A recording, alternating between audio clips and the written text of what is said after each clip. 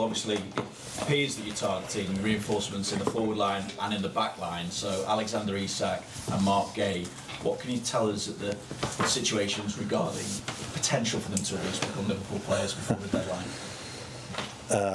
What I can tell you is not a lot.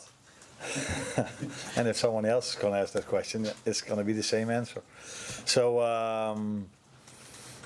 as I've said so many times, and it's been shown on Friday as well, I could even impact the game Friday with the players we had on the bench. Federico came in, scored a goal. So it would be much nicer for us to talk about the players we have and for me. But I can also understand that you have to ask this question, but your superior probably told you, and I know what his answer is going to be. I told my superior. Oh, you? Okay. Or are you? At the same time, what are you expecting going to Newcastle? Because obviously a lot of things have been said off the pitch, so that could potentially add to the atmosphere as well as maybe even Newcastle's motivation. Yeah. Nothing to do with anything that's in the media a lot, but I think if you go to Newcastle, you know what to expect. We've played them 3 times last season, and twice their intensity levels were above ours. So in the away game, especially the first 60 minutes, they were so intense. They were fully deserved, had the lead, and in the League Cup final, they were more intense than us as well. So I don't think they need anything to add for them being intense if they play at St James's Park. It is, huh? Yeah, they play at St James's Park. So yeah, it's apart from the intensity, it's a very good team. They have also a team that can make it a fight, if you want to call it like this. They have players for this, but they also have players that are so comfortable on the ball. So one of the best teams in the league, and one of the most difficult away games that you can have in a season, especially, as you say it here, under the lights. Yeah, under the lights. So yeah. And what difference can Ryan Gravenberch coming back make to your overall solidity? I think a lot. At least if he's the same player as he was last season, that could help us a lot. If you just simply look at the second goal we conceded, they could just go from one side, from the 18-yard box to the other side, without being attacked, which was smart because Virgil and Ibu needed to go back because it was a 4-versus-2 situation. But I think if you look back at last season and single time he played, Ryan would have been in that position, and for him not being there, and us playing with very good players but very attacking-minded players, that, for example, hurt us in that goal, and that wasn't the first time where we lacked a player in that position in the counter-attack for the other team. So normally, if he brings his normal level, it would definitely help us to have him back again. Hi Arne, just a word on the fitness of the squad. Is there any news about Frimpong and Bradley's fitness? Yeah, Connor trained for a few minutes with us today for the first time, and medical team was completely right about Jeremy to tell me that I had to take him off because he's out till the end of the international break, and that happened in the game. So I think I got criticized a bit by taking him off, didn't I? Yeah. And I've already said immediately after the game, this had nothing to do with how we played, but that we felt that he had an issue in his hamstring. And with we, I don't mean me, but the medical staff, and they were completely right. So good call to take him off, otherwise he would have maybe been out for longer, and we expect to have him back after the international break. And the most sort of recent signing, Giovanni, how's he looked in training, and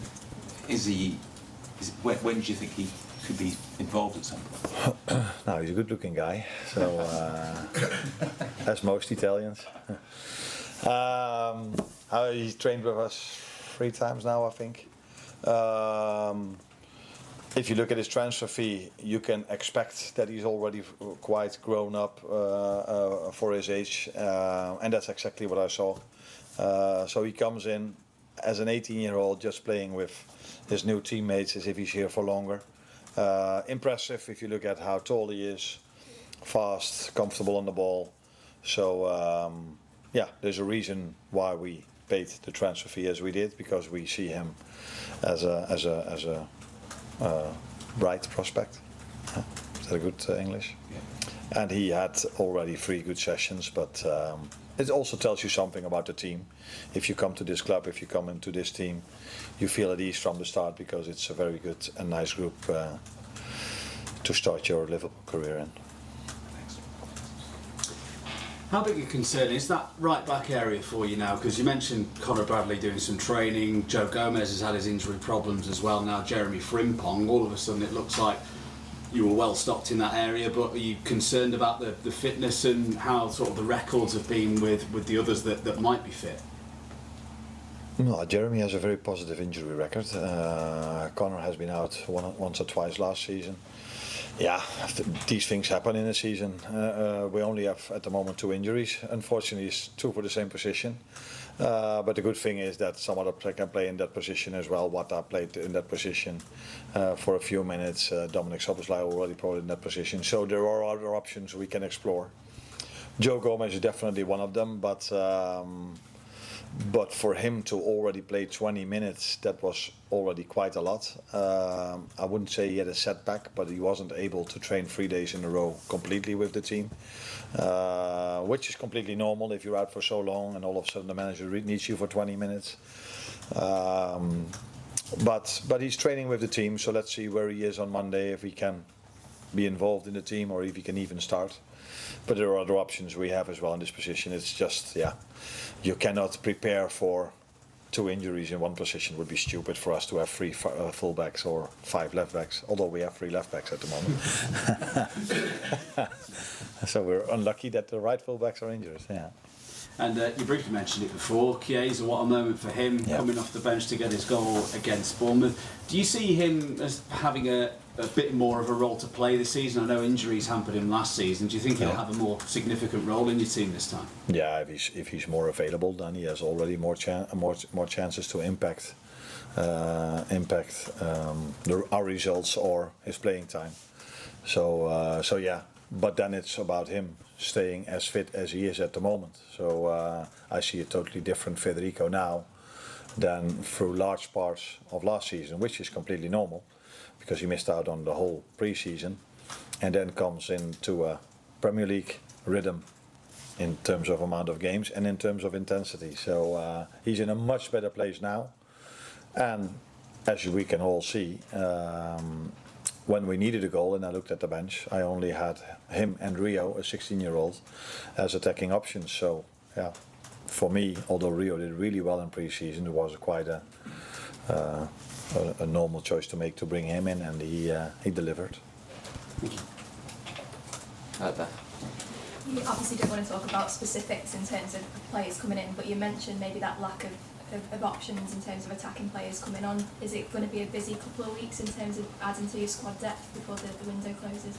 No, I don't think so, because then I should be unhappy with the squad we're having, and I'm very, very happy about the squad we are having.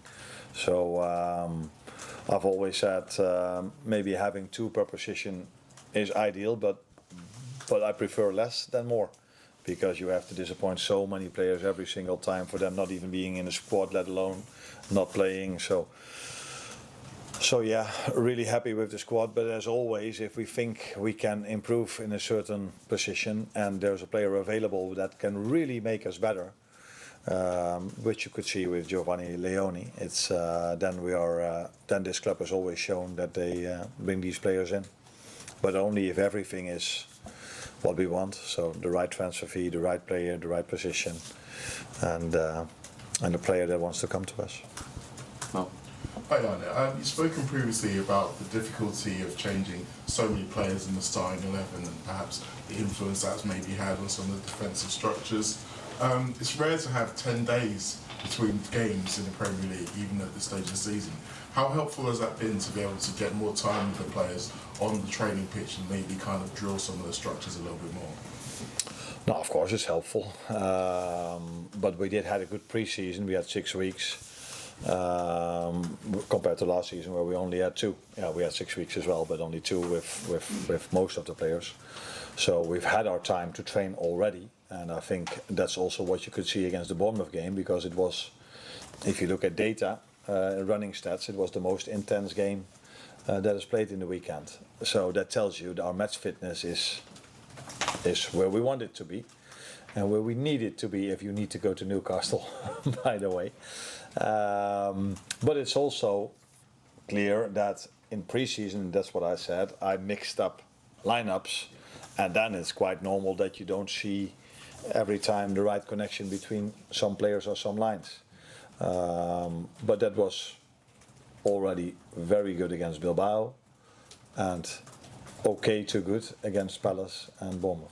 Another thing about having new players in, I noticed that against Bournemouth and in fact in the second goal against Crystal Palace, they all came after double substitutions, in quite soon after making double changes. So is maybe getting used to the reorganising and getting used to some of the demands from those new players, is that maybe going to eradicate some of those issues as well?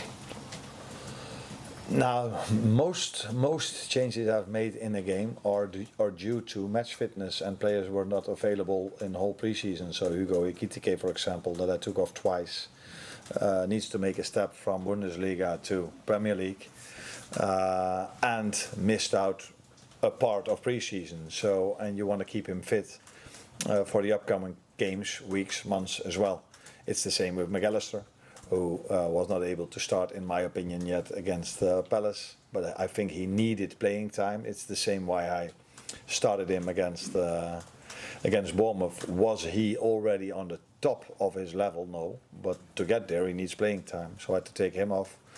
Now, I just spoke about Jeremy, who comes from a different league. And so, yeah, you need to take this into account, although that's sometimes difficult for a fan or a pundit, because they're like, yeah, well, you need to win this game. Yeah, we need to win this game, but we need to keep them fit for the rest of the season as well. And we do have players on the bench that are equal to the ones that start. So then you need to use your squad. So I see it as a coincidence that we've conceded our goals after the substitutions.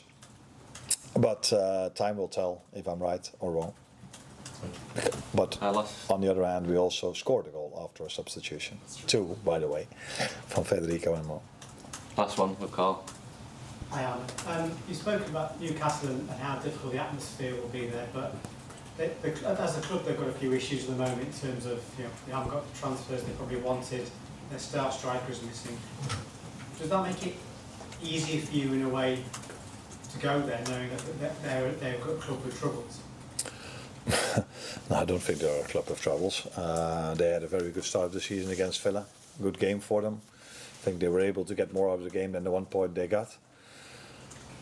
So it's not only difficult, or it's mainly difficult because of the players they are having there, not only because of the fans. But the atmosphere is great, like it is at Anfield. So we are used to a certain environment. But St James's Park is, if I just remember last season, when it was in an evening game, by the way, as well, the atmosphere was amazing, and it will be the same. But why is the atmosphere amazing? Because the players can perform. They can add to the atmosphere by being as intense as they were, bringing the quality as they brought in that game. So that's going to be the challenge. The challenge is of course also playing in a stadium where the fans will be there for the home team. And that always helps every home team. I can tell you about us. So the last 15 to 20 minutes at Anfield, it wasn't a coincidence that we scored twice, because the fans helped us in that moment of time. But if you only have fans and you don't have the players, then you can forget it. So the main thing we have to be ready for are their midfielders, their last line, their free forwards. And although I assume, I'm not sure, but I assume Isak is not playing, from what I read in the media. But they still have Anthony Gordon as a 9. They still have Elanga as a left winger, a right winger, sorry, and Barnes from the left. And then Jacob Murphy isn't even playing, who was very good against us twice last season. So this is the Premier League. We all have a lot of options, and Newcastle have them as well. Just finally for me then. You won your first game 4-2. It was a great night. Were you surprised by some of the criticism you got after that game? Did I? What was the criticism? Just in terms of, sort of maybe the way your side approached it. There was people saying you're too open, you're more open last season. Or is that just the high bar that you set, that your team has set for itself as champions? Of course, that has something to do with the bar we set, and I agree. We were at moments too open. First goal was, I think, mainly unlucky that we lost the ball in a position we shouldn't lose it, and then we were 3 against 3, which is normally not a problem, but we had a disadvantage to our opponents, Ibu and Robbo. Second goal is definitely being too open. So if all your 3 midfielders are inside the box, well, we're just talking about Ryan, that's too open. So I agree on that.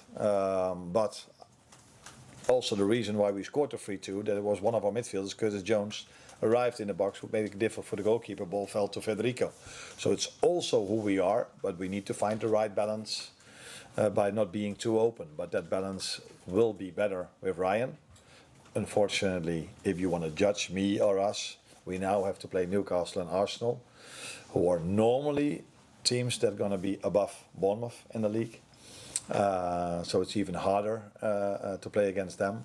But with Maka being back, with Ryan in his normal position, I expect us to be even better prepared for the counter attack than we were in this 2-2 moment, because I've watched the game, I think, twice back, and I don't think there's, apart from the 2 goals, where this, especially the second one is a counter attack, I don't think there were many other counter attacks from Bournemouth. But yeah, if it leads to a goal, it's of course a big story. And for us, conceding 2, that's too much in a home game. So yeah, that's too open now. Thank you, guys. Cheers, Arne. You're welcome.